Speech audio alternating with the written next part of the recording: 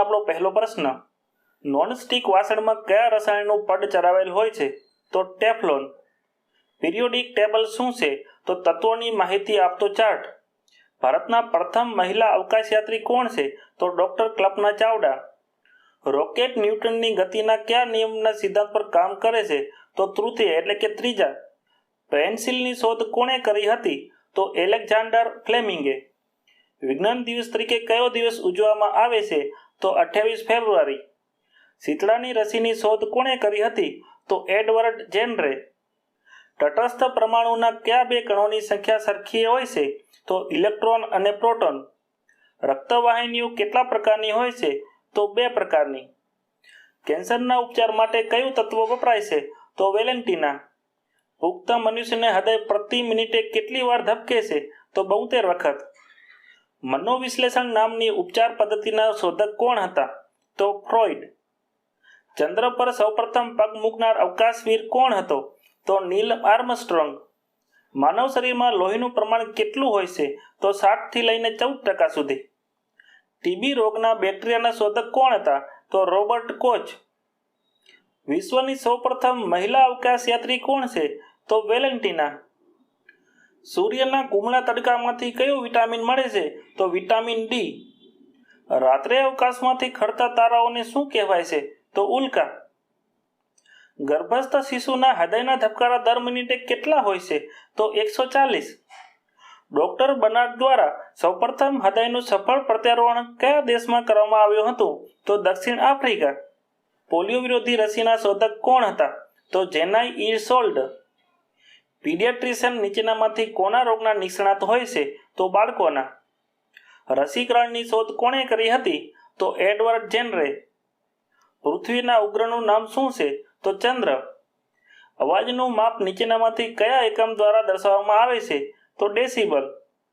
એડ્સના વિષાણુના શોધક કોણ છે? તો Robert Gallo. National Institute of Experimental Medicine ક્યાં આવેલી છે? તો કોલકાતા. યીસ્ટ પદાર્થમાં કયું વિટામિન વધારે પ્રમાણમાં હોય છે? તો વિટામિન બી. સીએનજી શું છે? તો કોમ્પ્રેસ્ડ નેચરલ ગેસ. વિટામિન એની ઉણપથી શરીરના કયા અંગને નુકસાન થાય છે? તો આંખને. ગુરુત્વાકર્ષણની શોધ કોણે કરી હતી? તો ન્યૂટને. ડાયનાસોર શું છે? તો પ્રાગ ઐતિહાસિક પ્રાણી. પાણી કેટલા ડિગ્રી સેન્ટીગ્રેડ પર ઉકળે છે? તો 100 ડિગ્રી. ઈસરો એટલે શું? ઈસરો એટલે મિત્રો Indian space research organisation.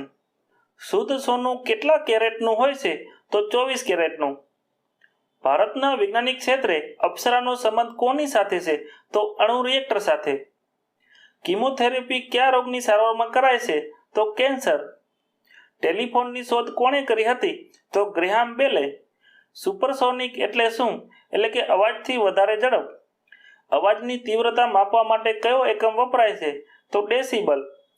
Nuclear power એકમમાં કયું બળતણ વપરાય છે? તો યુરેનિયમ. ડાયાલિસિસની સારવાર કયા રોગમાં અપાય છે? તો કિડની. હવામાં રહેલા ભેજને માપનાર સાધનનું નામ શું છે?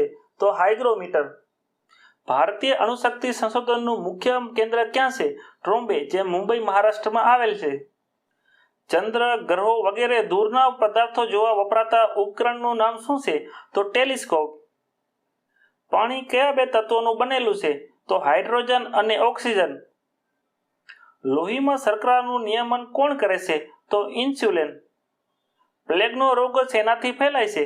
તો ચાંચડ દ્વારા. મિત્રો યાદ રાખજો, ચાંચડ જ્યારે ઉંદર સાથે મળે છે ત્યારે પ્લેગનો રોગ ફેલાય છે. ન્યુમોનિયાનો રોગ કોની સાથે સંબંધ ધરાવે છે? તો ફેફસા સાથે. ઘરેલું વીજ વપરાશનું એકમ શું છે? તો કિલોવોટ પર કલાક. તૃણાહારી એટલે કે ઘાસ ખાતા પ્રાણીઓમાં સેલ્યુલોઝનું પાચન કયા અંગમાં થાય છે? તો નાના આંતરડામાં.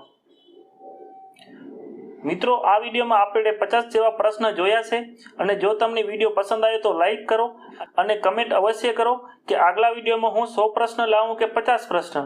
ધન્યવાદ.